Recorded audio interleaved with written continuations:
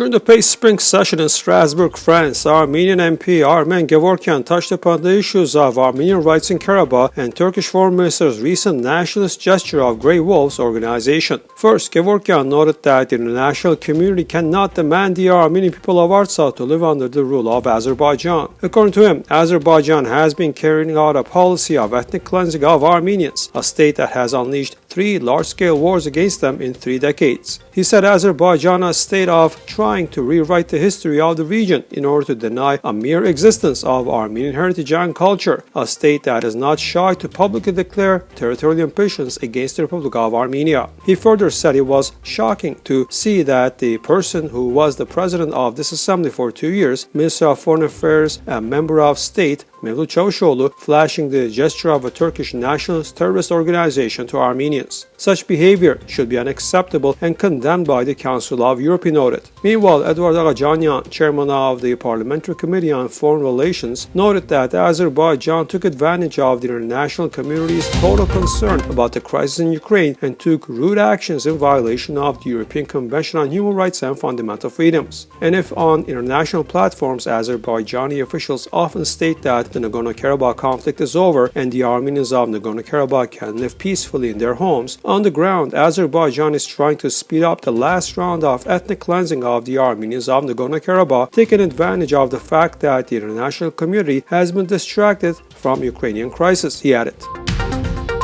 The opposition of Armenia has announced a second phase of its fight. It has been highly active in recent weeks after they announced protests against the current government's actions to protect Artsakh, Nagorno-Karabakh. Opposition Armenia faction MP Anna Grigoryan, a group of youth from the opposition Armenian Revolutionary Federation ARF Dashnak Party of Armenia, as well as ordinary citizens, today marched to the capital Yerevan from Dikranashen village of Arad province. Ishkhan Saratelyan, the National Assembly Deputy Speaker from the opposition Armenia faction, said the opposition will march to Yerevan from the symbolic places in Armenia. One of these places is Ijevan city, the hometown of Prime Minister Nikol Pashinyan, and an opposition march to Yerevan started from there Monday. Also, an awareness march of the resistance movement is scheduled today in Yerevan. The opposition youth held protests with the flags of Artsakh, Nagorno-Karabakh at the Yerevan universities. First, they placed the flag of Artsakh at the yard of the Armenian State University of Economics, after which they released colored smoke into the air, and as a sign of their fight. The participants of this protest action urged the university students to join the fight that has started for Artsakh and sovereignty. Holding a huge flag of Artsakh, they then continued their awareness campaign in other Yerevan universities as well. However, the police dragged and apprehended an opposition member participating in this demonstration. The other participants were shouting, "Shame on you, fight, and we will not retreat, we will fight." Russia's Foreign Minister Sergei Lavrov has warned that the conflict in Ukraine risks escalating into a third world war and that NATO was in essence engaged in a proxy war with Moscow by supplying Kiev with weapons. In a wide-ranging interview broadcast on state television on Monday, Lavrov said the risk of a nuclear conflict must not be underestimated and that the core of any agreement to end the conflict in Ukraine would depend largely on the military situation on the ground.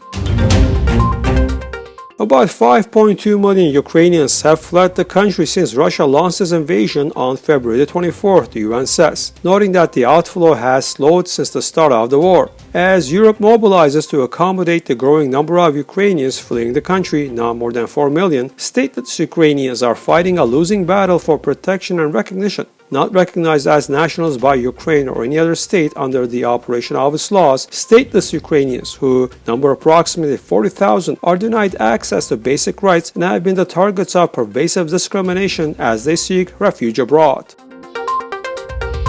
The UK government says it believes 15,000 Russian troops have been killed in Ukraine since Moscow launched its invasion 2 months ago. The UK Defense Secretary Ben Wallace estimated Russia's losses on Monday as a quarter of its pre-invasion strength, with more than 2,000 armored vehicles knocked out, including at least 530 tanks as well as 60 aircrafts. Turkish President Recep Tayyip Erdogan held phone conversations with Russian President Vladimir Putin. According to Putin's spokesperson Dmitry Peskov, the sides discussed the Ukrainian conflict. President Erdogan also had a phone conversation with Ukrainian President Vladimir Zelensky, expressing that they are ready to provide all possible assistance during the negotiation process and offer the necessary support, including mediation. Erdogan said that Ankara is positively considering providing security guarantees to Kiev.